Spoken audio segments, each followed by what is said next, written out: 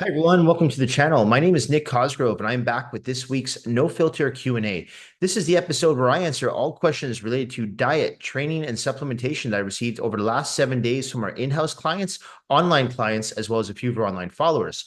Remember, if you have any questions related to your nutritional plan, workout program, supplements you are currently taking, not taking, or considering taking, please feel free to email me those questions at nick@foreverfitperformance.com, or you can DM me your questions on my Instagram at fitcosgrove_.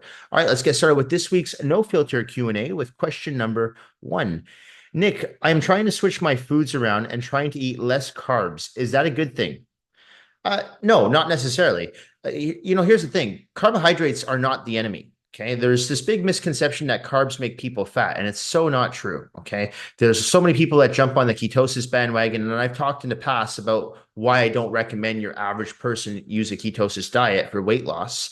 So I won't go into that. But to think that carbohydrates are the enemy is a mistake. Okay. Now you have to remember when it comes to carbs, there's two different types of carbs. There's complex carbohydrates, which are the good types of carbs, and the simple carbohydrates, which are the bad type of carbs. So the good type of carbohydrates would be something like sweet potatoes, yams, quinoa, oatmeal, brown rice, right?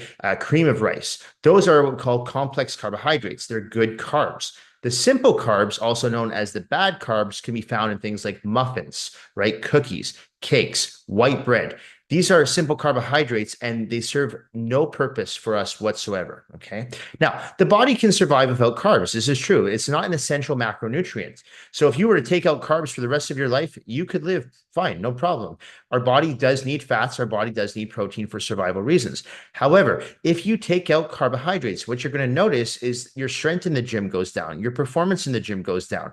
What happens when you don't have complex carbohydrates in your body can't replenish glycogen storages. What do glycogen storages do? Glycogen storages is what you need, your reserves in your muscle bellies to in order to help you lift heavier weights and able to move faster, perform with the utmost amount of intensity in the gym. So you're making a big mistake by taking complex carbohydrates out of your diet if your goal is to build muscle and lose fat. Okay, so I don't recommend doing that. Now, everyone is different. And what I mean by that is everyone has different speeds of metabolism. Some people have fast metabolism, some people have slower metabolisms. So if you're someone who has a slower metabolism, you don't want to take out your complex carbohydrates. However, you do want to make sure that you're practicing proper portion control. So you don't want to have an abundance of complex carbohydrates. What I typically do with people who I call slow gainers are people who are or maybe they have slower metabolisms, I should say, because slow gainers would be more of an ectomorph. So that would be someone with a fast metabolism, but someone who has a slow metabolism who gains weight very easily. Typically, what I'll do with that person is I'll put them on a low to moderate amount of complex carbohydrates and a higher fat, high protein diet. Okay, that typically works well, especially for women. Okay, and I've talked about in the past how with most women I work with, I'll actually give them more fats than the guys, and guys I'll typically give them more carbs than the women. But again, it's case dependent. Some people have, like I said, very fast metabolism. Some people have slower metabolisms. So I would not recommend taking out complex carbohydrates from your diet. As I said, I'm not a fan of the ketosis diet. Ketosis diets do serve a purpose for sure. I think they're great for certain individuals, but for the general population, I don't feel that they're a sustainable and realistic diet to follow, and therefore it's not going to be a successful diet long term. So to answer that question, I wouldn't recommend taking out your carbohydrates. I'd recommend taking out your simple carbohydrates if you're consuming any, but keep your complex carbohydrates in and make sure you're practicing proper portion control. All right, next question. Nick, you mentioned about another bread like Ezekiel bread that is not bad. Which one is that? It's called carbonal bread. You can find it at Costco, Whole Foods. I think a few of the health food stores sell them. There's some other ones down here in Vancouver, Nesters. We have I think they have actually about 4 or 5 different types of carbonate bread. Just be careful though when you are choosing carbonate bread, because I've had clients run into problems where they'll just pick up a pack of carbonate bread and they don't realize it's actually not the low version of carbohydrates. So you want to look for like the keto friendly version. So there's still going to be some carbs in there, but it won't be very much. So if you are looking for a more carb friendly option when consuming bread, carbonate bread or Ezekiel bread, they're both great options. And remember, this is what I'm talking about in the previous question, simple carbohydrates found in white bread. We're not talking about white bread here. We're talking about good, healthy, nutritious bread here. So that's why it's also going to be more expensive.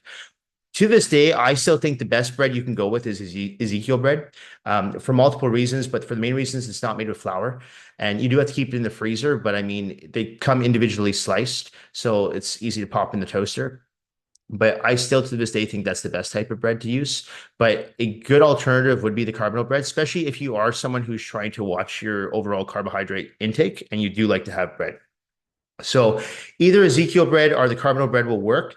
Just remember though, when you are choosing the carbonate bread, because there are different options, just make sure you're looking for the keto friendly version, because there are some options that are a little bit higher in carbs. So if you are trying to stay, let's say within like a low carbohydrate, 50 to 60 grams of carbs a day, you want to make sure that you're not taking the super high carbohydrate breads, right? So just watch that. So carbonate bread is the other option to Ezekiel. Either are fine. Okay, next question. Nick, I'm having water with lemon, but sometimes I crave for something with flavor. I tried to go back to the Crystal Light, but not a fan. Is there something else I can try? There is, but I want to comment on this first because this is something that I used to do actually as well. Lemon water. I used to drink it every day, like 3 or 4 times a day. And fortunately for me, I have a client who's also a dentist, and he saw me doing it one day and he gave me shit. He's like, don't do that. And I was like, why? It's fine. It's just lemon water. He said, you're at risk for enamel erosion. Okay. So it's actually really bad for your teeth. It's really bad for the enamel on your teeth. So that is something that you should not be doing. It's the acidic in the lemon itself, the citrus. That's something that's really bad for our teeth. So if you're someone who drinks lemon water on a regular basis, like as in daily, it's something I'd recommend stopping. If you're going to do it, maybe once or twice a week, that should be fine. But I looked into it after he told me about it, and he was right. I'm like, you don't want that to happen. You don't want to have enamel erosion, right? You don't want to ruin your teeth, have gum disease, and all these problems. So I would avoid lemon water. To answer your question, no, if you're not a fan of Crystal Light, a good product I use is called Extend. It's a BCA flavored drink. If you're someone who does not want something that's flavored with sucralose, because Extend is flavored with sucralose, they also carry a version that's sweetened with stevia. I will admit the stevia version does not taste as good, but if you are okay with a little bit of sucralose, and I've talked about in the past how a little bit of sucralose is fine, you're not taking it in large quantities, just having a little bit per day, then the regular Extend is good. You can pick up Extend on two websites that I know of here in Canada, supplementsource.ca or supplementscanada.ca. You can also pick it up on Amazon. It's going to be a little bit more pricey on Amazon though, so you're better off going to one of those two websites that I mentioned. 0 calories, full of BCAs, branched chain amino acids. So, it's something to drink during a workout. It'll help keep you hydrated. It has a lot of sodium in it too. So it will keep you hydrated, keep your muscle bellies full of water. So it's a good alternative to Crystal Light. In fact, I don't even drink Crystal Light anymore myself, but if you're going to go between the two, I would actually choose the Extend just for the benefits of all the BCAs. So the brand is called Extend. Pick it up at supplementsource.ca, canadasupplements.ca, or on Amazon. All right, next question. Nick, I'm following an old diet plan you made for me and just wanted to confirm that I can eat meals in any order, or does it matter the order I have them in? Yeah, so good question. When it comes to meal frequency, the order of your meals, I always tell clients all meals are interchangeable. And what I mean by that is if you want to have meal 6 for breakfast, say it's salmon and rice, have it for breakfast. I don't care. If I give you 6 meals on a plan, all I care about is that you get those 6 meals in a 24-hour period. I don't even care if you have 3 of those meals within a 3 hours time span. Not at all. Okay. That's not going to equate to fat gain. Okay. There's no science backing this. If we set out a nutritional plan for you and it says it has, let's say, 200 grams of carbs a day, 100 grams of fat a day, and let's say 250 grams of protein a day, as long as you stay within those macronutrients based on your body weight, your activity, and your training goals, you're going to progress. Okay. Here's the thing though, what people usually fall victim to is that they get too overcomplicated when it comes they overcomplicate things, I should say, when it comes to meal timing, meal frequency, and meal order. Okay. Meal order is completely irrelevant. If you're someone who trains at 5 o'clock in the afternoon versus someone who trains at 5 o'clock in the morning, the orders of your meals is going to change substantially, right? Because some people, for example, at 5 o'clock in the afternoon, they've probably had a few meals, whereas someone who's training at 5 a.m. probably hasn't eaten. They're training in a fasted state. So how they strategically implement their meals throughout the day might differ from somebody who works out at the night, right? So meal frequency and meal timing and meal order is completely irrelevant. If you set up a plan that's like 5 or 6 meals a day, as long as you get those 5 or 6 meals in within a 24-hour window, you're good. Okay. So just remember that because everything else is just bro science. So don't fall victim to bro science. Don't fall victim to all that fluff. Just remember, get your meals in with a 24-hour period. Keep it simple and you'll progress. Okay. Nick, is intermittent fasting a good diet for fat loss? I would like to lose roughly 15 to 20 pounds in the new year. So intermittent fasting, I've talked about this in the past. In my opinion, it's a very healthy diet to follow. Absolutely, it's great. It helps keep the body in what we call an alkaline state. So it helps fight off diseases like potential cancers, right?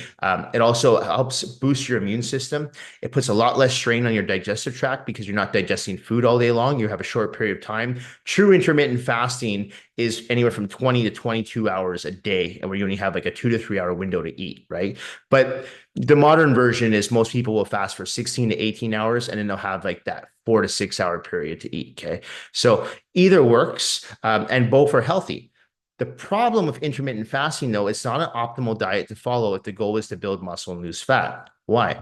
Well, we know that the body needs protein to build muscle, right? This is not new. We know this. But we also know that if the body is not getting fed protein on a regular basis, as in every few hours, your body is going to go into what we call a catabolic state. Now, if your body goes into a catabolic state, it's actually going to burn muscle before it burns fat. So if the goal is to put on muscle and lose body fat, intermittent fasting is not ideal. Okay. But for overall health, it's great. Okay. Why isn't it not ideal for fat loss? Because you're thinking, well, I'm not eating for most of the day, so my body's going to burn fat. Not necessarily. What happens is your body's preferred fuel source is always going to be muscle over fat.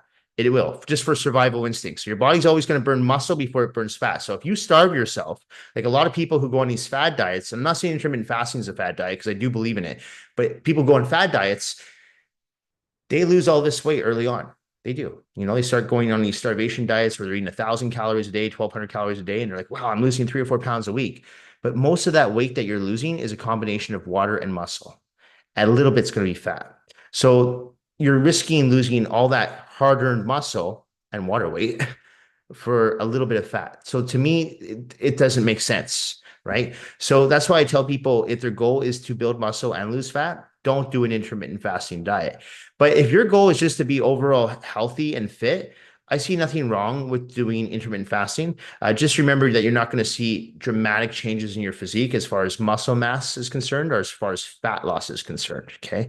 But you will feel good. And there's a lot of science showing that people who are going through cancer treatments can benefit from going on an intermittent fasting diet. Okay. And I've talked about in the past how I feel that that diet is ideal for someone who is going through cancer treatments or someone who is battling certain diseases because it does put a lot less pressure and stress on your digestive tract and your body as a whole. Okay, so it's something that's got its pros and cons, but I wouldn't utilize that diet for fat loss. No. Okay. Nick, how do you stay disciplined with your diet and not give into the foods that aren't the best for you? Okay, good question. So yeah, back in the day, like when I used to compete, it was all about aesthetics. It was about how I looked. It was vanity was what kept me away from those foods. But now that I'm older and I'm no longer competing, it's no longer the vanity component. It's no longer about the aesthetics. Like, no, I don't want to get fat. I don't want to get sloppy and out of shape. But that's not what keeps me away from those foods. It's actually about how those foods make me feel. I talked about this last week on this channel about how whenever I have foods like pizza, burgers, fries, like chips, anything like that, I feel the effects. It's like a hangover that lasts for 2 or 3 days. I can honestly feel it. Not just physically, but mentally. Mentally, I just feel tired. I feel very lethargic. I can't think clearly. And then my digestive tract is in ruins because my body is so used to eating clean, whole foods on a daily basis. As soon as I throw in something like a burger and fries, it doesn't know what to do with it. And it's almost like trying to reject it. And my stomach's upset. I'm having problems going to the bathroom. I know too much information, but that's what happens. So I find now for me, those foods don't serve any purpose. And I talked about how, for 15 minutes of gratification of something feeling good to pay for it for 3 days after, it's not worth it to me. So I just don't do those foods. Again, I talked about last week about cheat meals and why I recommend cheat meals for my clients, because most people do like to have a little bit of, something different in their diet. Maybe they're craving something sweet or salty that's not on their diet. So I'm like, go for it, have it. Okay. But for me, I actually enjoy the foods I eat. So I don't feel like I'm missing out on any certain foods. I don't crave pizza. I don't crave burgers and fries. I don't crave pasta. I don't crave any of that stuff. Okay. And that's just for me though. So that's why I don't recommend people do what I do. It's just, it works for me and for my body. I don't like feeling hungover. And when I have those foods, that's exactly how I feel. So I just avoid them and I have no problem avoiding them. So that's how I stay disciplined. If you're someone yourself that finds it very difficult to stay motivated and stay on track and really focus on being disciplined on your diet, my recommendation to you is start off slowly and start incorporating good habits. So don't just try to make a 180 with your diet right away. If you know that your diet is not perfect, maybe you have 2 or 3 bad meals a day, try just taking out one of those bad meals a day. Maybe you have a bad habit. Maybe you put sugar in your coffee every day.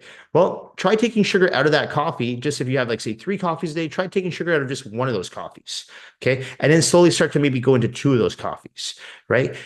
Little habits turn into big habits. And it's very difficult to turn bad habits into good habits. And that takes time, that takes patience, and it does take discipline. But once you've established those good habits, it's very hard to get rid of them because now they're part of your routine, your daily routine. So you don't want to get rid of them because they make you feel good, they make you more productive. So it becomes harder to get rid of those good habits. So that's how I do it. I just feel like they don't offer any benefits to me. They make me feel like crap. So I just avoid them. And it's worked wonders for me ever since I gave up that food. Okay. Okay, next question. Nick, I'm not happy with the way I look, and I find it really discouraging to not see my body changing, even though I go to the gym 3 times a week. Do you have any tips on how to push through this feeling so that I can continue at least try and make some progress? Yeah, so switch your mindset. Don't make it all about aesthetics. Don't make it all about the number on the scale. Don't make it all about how you look, how your pants fit. Don't think about that. Think about the effects that you feel internally after a workout. Because chances are, after you've gone to the gym, you feel pretty damn good. Most people do. The endorphins are high. Talk to any one of my clients, and a lot of them will tell you they hate the workout with me. They hate it, but they love the feeling afterwards. It's a sense of accomplishment.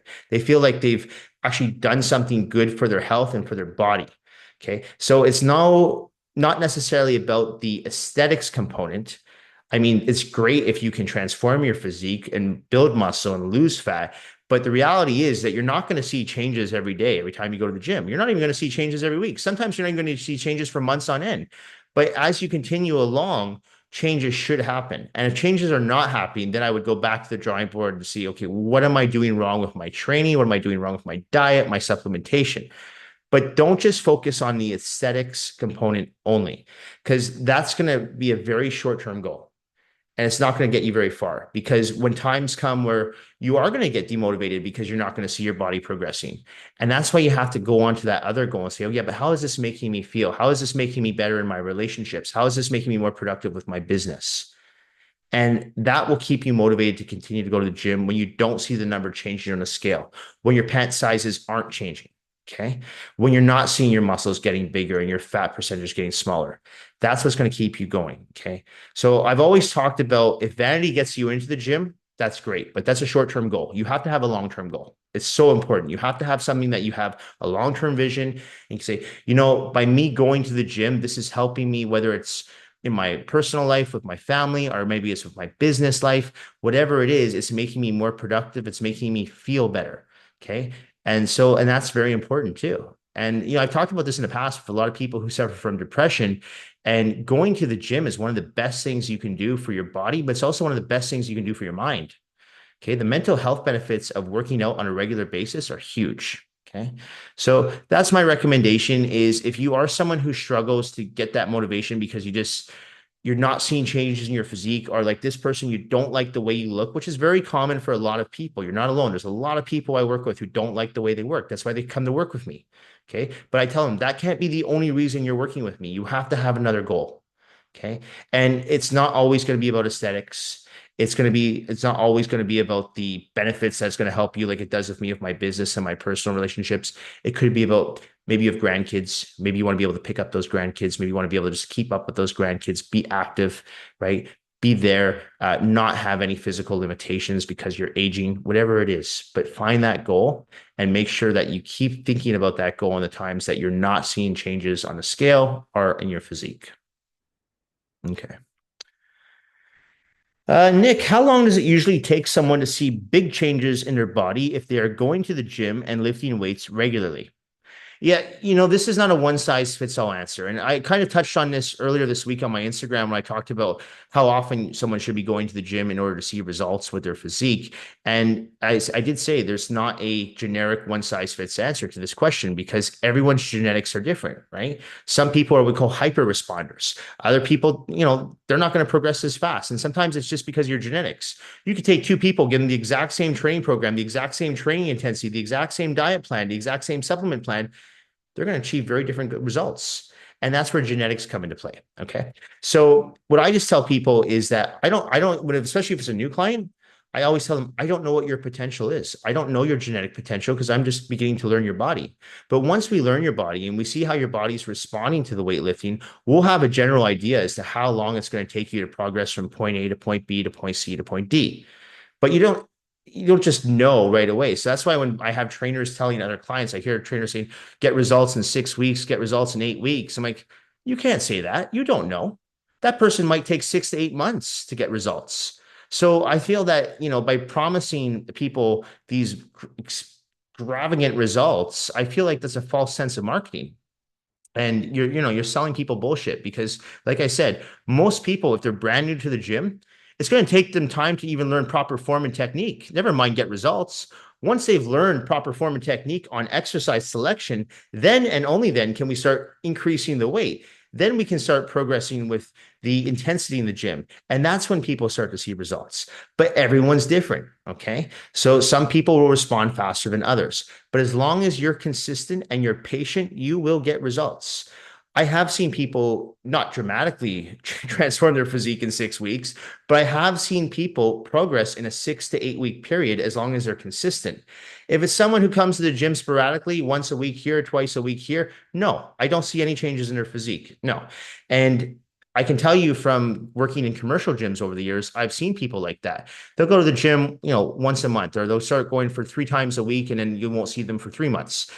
Those people don't make changes. They stay stagnant with their physique, stagnant with their results. The people who are there, though, day in, day out, month in, month out, year in, year out, they're the ones that make changes. So just remember, the more time you put in, the more effort you put in, and the more discipline you put into your diet, the more dedication you put into your workouts, you will progress with your health, fitness, and physique. Okay. All right, last question. Nick, if I train my chest and arms 3 times a week, how much size is realistic for me to gain in 3 months or less? Okay, so I wouldn't recommend training your chest or arms 3 times a week. I wouldn't recommend training any body part for that matter 3 times a week. What happens when you train a body part more than once a week, more than twice a week? You overtrain that body part. Muscle does not grow in the gym. Muscle grows outside of the gym. So if you're constantly training that muscle and stimulating those muscle fibers and breaking down those muscle fibers, they never have a chance to recover.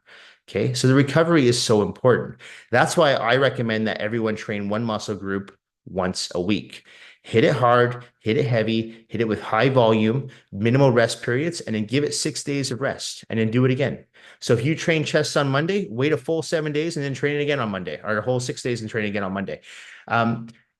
If you train it with more frequency, that will backfire in your face. I promise you, it will.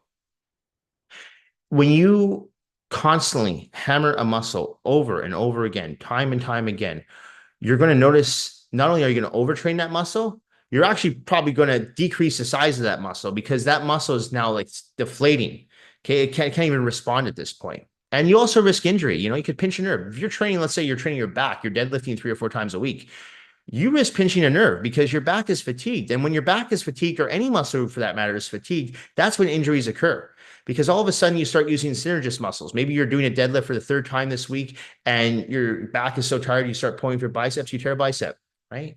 Or maybe you pop a disc. whatever it is. Okay. In the case of chest, if you're training your chest with intensity, the utmost amount of intensity, you could tear your pec easily. If you're bench pressing 3 times a week, absolutely. If you bench press on Monday and go back to the gym on Wednesday and bench press again, I'd be surprised if after doing that for a few weeks, you don't tear a pec. Okay. So more does not equate to better. Okay. And when I talked about this in the previous question, I said, you got to spend more time in the gym, more intensity. I didn't mean more time in the gym training the same muscle groups, but more time in the gym as in training different muscle groups. So day 1, chest, day 2, back, day 3, shoulders, day 4, arms, day 5, legs. Take 2 days off, repeat. Okay. I'm just throwing that training split out there, but you get what I'm saying is that don't overtrain a muscle group by stimulating those muscle fibers over and over again, because that is sure to backfire in your face.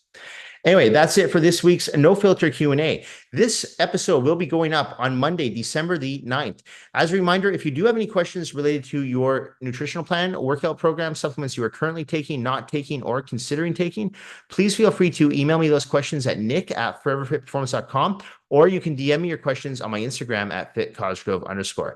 Thank you all for watching. Thank you for supporting my YouTube channel, my online coaching business, and my in-house personal training business here in Vancouver, British Columbia. I truly do appreciate all the support and feedback I get from everyone. Thanks again, and I will see you all next week. Bye for now.